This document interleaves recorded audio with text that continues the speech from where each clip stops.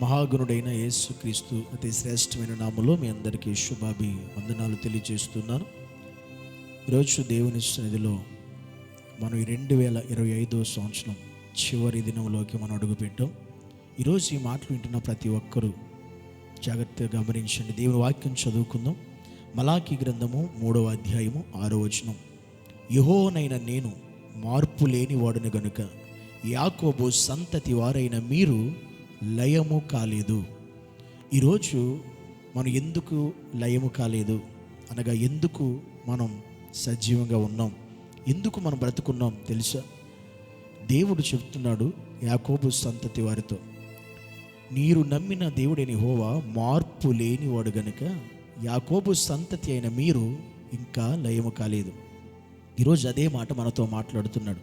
ఈరోజు ఈ మాటలు వింటున్న ప్రియ సహోదరి సహోదరుడు, ఈరోజు నీవు, నీ కుటుంబం, నీ భర్త, నీ భార్య, నీ బిడ్డలు, మనందరం ఈరోజు లయము కాకుండా, ఎందుకంటే ఈ 2025 సంవత్సరం అనేక మంది మన కళ్ళు ఎదుట లయమైపోయారు, ప్రాణాలు కోల్పోయారు, జీవితాలు కోల్పోయారు, రకరకాలుగా అనేక మంది అనేక విధాలుగా వారు మన కళ్ళు ఎదుట ఈరోజు లేరు.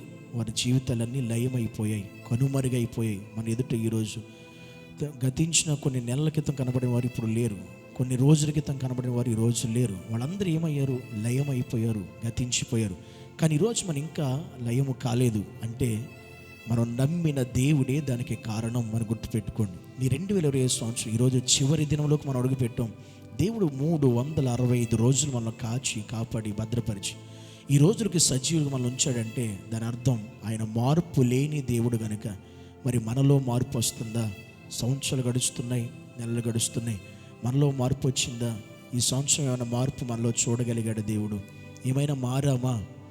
మన జీవితం ఏమైనా మారిందా? మన పరిస్థితి మారి అయినా నువ్వు ఇంకా లయం కాలేదంటే నిజంగా ఇది దేవుని కృపే కదా, దేవుని దయే కదా, దేవుని కరుణే కదా. ఒకసారి ఆలోచించు. ఇంకా దేవుడు నిన్ను లయము కాకుండా చేశాడంటే దాని అర్థం ఏంటి అంటే నిన్ను, నీ కుటుంబాన్ని దేవుడు ప్రేమిస్తున్నాడు. ఇంకా మనం దేవునికి దగ్గర అవుతామని, ఆయన ప్రేమిస్తామని, ఆయనలో జీవిస్తామని ఆయన మనల్ని ఇంకా లయము చేయలేదు. అది గుర్తుపెట్టుకోండి.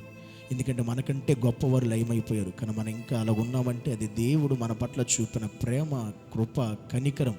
కనుక ఈరోజు మనందరం కూడా ఇక నుంచి అయినా మన జీవితాలు దేవుడికి సమర్పించుకుని మన కుటుంబం అంతా దేవునిలో స్థిరపరచబడి ఆయన మనం లయము కాకుండా కాపాడే దేవునిలో మనం నడిపించబడుదుముగాక.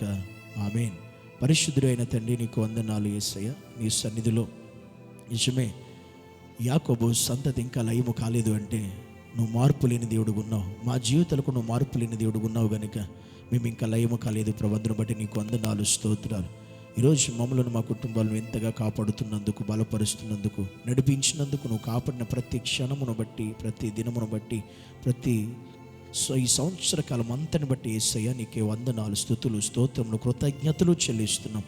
ప్రతి కుటుంబాన్ని దీవించండి, ప్రతి కుటుంబాన్ని ఆశీర్వదించండి, నీ సన్నిధిలో స్థిరపరచమని యేసు నామములో ప్రార్థిస్తున్నాము తండ్రి. ఆమేన్.